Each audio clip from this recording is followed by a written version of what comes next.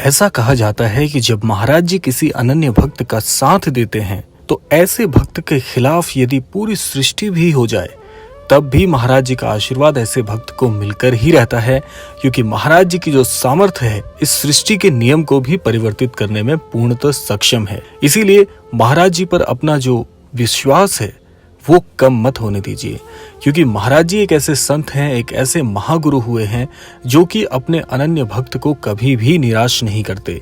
इसीलिए महाराज जी पर जो आपकी आस्था है उसे दिन प्रतिदिन प्रार्थना के साथ में सुदृढ़ करते रहिए, प्रबल बनाते रहिए, ताकि महाराज जी की जो अभूतपूर्व आशीर्वाद की छटा है वो सदैव आपके साथ यूं ही बने रहे। तो आज का क्रमांक कुछ इसी संदर्भ पर आधारित होने वाला है। जैसा कि आप सभी ने पूर्ववत एक क्रमांक सुना था जिसमें हमने आपको देवदूत संख्याओं के बारे में बताया था, इसीलिए आज भी आपके लिए एक ऐसी देवदूत संख्या लेकर आए हैं आप सभी के अनुरोध पर। आशा करते हैं ये क्रमांक भी आपको अवश्य ही पसंद आएगा। इसी कामना के साथ आइए प्रारंभ करते हैं आज के इस दिव्य अध्याय को। ऐसा माना जाता है कि यदि किसी भी अनन्य भक्त को अपने जीवन में देवदूत संख्याओं का बार बार दिखना पाया जाता है, देवदूत संख्याओं का अनुभव करना पाया जाता है, तो निश्चित तौर पर आपके जीवन में होने वाले बड़े परिवर्तनों की ओर ये आपको इशारा करते हैं। आपने भी अपने जीवन में कई बार ऐसा अनुभव किया होगा कि एक ही देवदूत संख्या आपको बार बार अनेकों दृष्टांतों में देखने को मिल रही है। जैसे आप कोई किताब पढ़ रहे हैं, वहां पर आपको एक संख्या बार बार दिख रही है। जैसे आप कहीं पर यात्रा कर रहे हैं, यात्रा के दौरान आप जहां भी नजर डालते हैं वही देवदूत संख्या बार बार आपको किसी गाड़ी के नंबर पर, किसी बिलबोर्ड पर, कहीं पर भी आपको ये संख्या दिख रही है। और बार बार दिखना, इसके लिए इसकी पुनरावृत्ति होना इस बात को पूरी तरह से दर्शाता है कि कहीं ना कहीं इसका संबंध आपके निकटतम भविष्य से होने वाला है।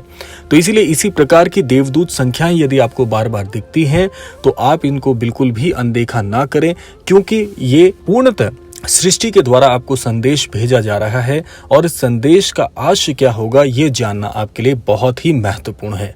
तो इसीलिए आज के क्रमांक में हम लेकर आए हैं एक ऐसी ही देवदूत संख्या जो संख्या है 6 का अंक।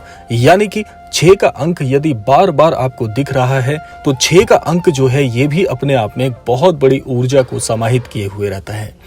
6 का अंक यदि इसका आशय समझा जाए, बहुत से विशेषज्ञ इसके अलग अलग मतलब निकालते हैं, लेकिन देवदूत संख्या 6 का अंक यदि आपको बार बार इसी संख्या के समरूप में दिख रहा है तो समझ जाइएगा कि ये अंक आपके भविष्य के लिए बहुत जरूरी होने वाला है। अगर इसके आशय की बात करें तो 6 का जो अंक है ये आपके निकटतम भविष्य में मिलने वाली समृद्धि और एक बड़ी कामयाबी की ओर इशारा करता है। ऐसा कहा जाता है कि किसी साधक को, किसी अनन्य भक्त को यदि 6 का अंक बार बार दिखता है तो ये उसके पूर्व जन्म के संबंधों को भी दर्शाता है। अर्थात पूर्व जन्म में किए हुए कुछ ऐसे कार्य जिनका फल अभी तक आपको नहीं मिल पाया है, तो इस वर्तमान जीवन में इसका फल आपको मिलने की ओर पूरा संदेश ये सृष्टि आपको भेजती है। ये संदेश किस प्रकार से आपके जीवन के लिए फलीभूत होगा, आइए इसको जान लेते हैं।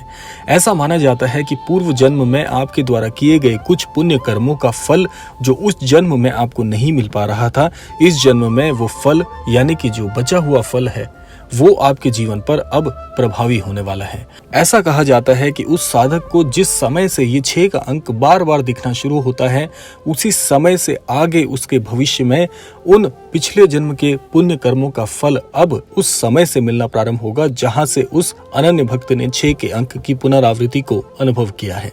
ऐसा कहा जाता है कि 6 का अंक अपने आप में बहुत बड़ी ऊर्जा होता है। जैसा कि हमारा ये पूरा जीवन ऊर्जाओं पर निर्धारित होता है, हर प्रकार के अनुभव आपकी ऊर्जा से ही निर्भर करते हैं।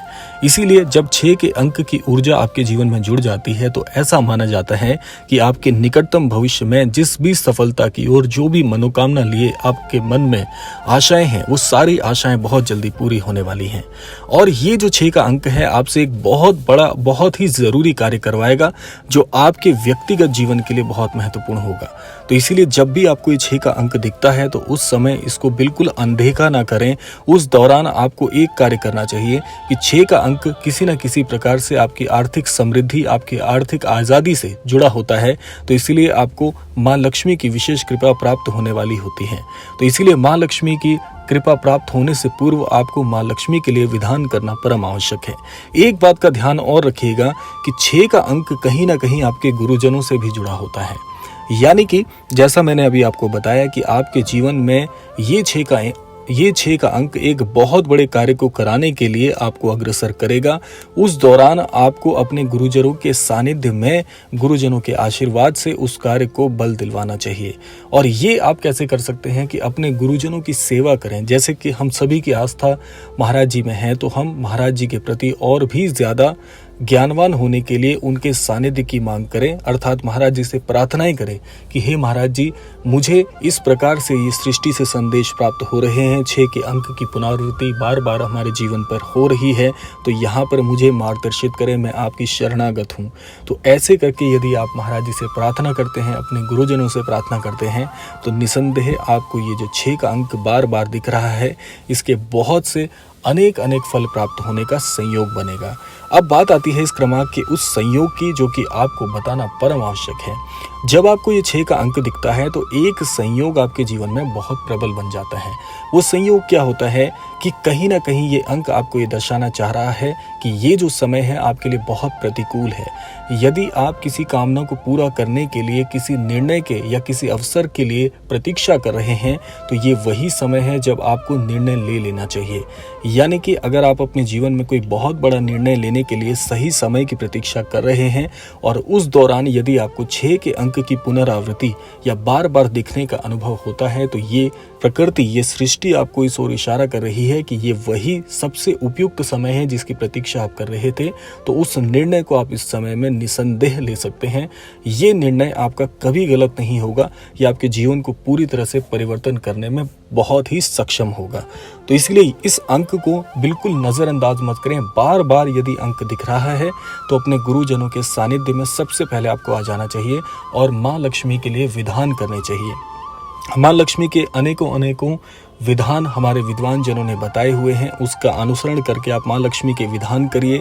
प्रातः काल में सूर्य देवता को अर्घ देना बिल्कुल मत भूलिए और अपने गुरुजनों की सेवा करिए। और इसी के साथ साथ यदि आप इसका और भी ज़्यादा लाभ लेना चाहते हैं तो अपने माता पिता की सेवा करने पर विशेष ध्यान दीजिए, क्योंकि माता पिता गुरु देवता इन तीनों का आशीर्वाद यदि आपको प्रतिकूल समय में मिल जाता है तो आपके प्रतिकूल समय से आपका समय अनुकूल होने की दिशा में कार्यरत हो जाता है। साथ साथ ही अगर आपका अनुकूल समय चल रहा है उस दौरान भी यदि आप माता पिता गुरु और अपने देवता यानी कि जो भी आपके आराध्य हैं उनकी शरण में जाकर उनका आशीर्वाद लेते हैं तो आपका हर अनुकूल समय और भी ज़्यादा विशिष्ट बन जाता है। तो ये था आज का जो क्रमांक जो कि 6 के अंक पर आधारित था। आप सभी के लिए ये बहुत फलीभूत हो, इसी कामना के साथ विदा लेने का समय भी आ गया है और विदा लेने से पूर्व समय है रोजाना की प्रार्थना का। यही प्रार्थना करना चाहूँगा कि श्री महाराज जी के आशीर्वाद अनुसार आप सभी को सन्मति और सद्बुद्धि की प्राप्ति हो और इस संपूर्ण सृष्टि का, इस संपूर्ण लोक का कल्याण हो। इसी कामना के साथ विदा लेते हैं, मिलते हैं अगले क्रमांक में। तब तक के लिए जय श्री राम, जय गुरुदेव, जय उत्तराखंड।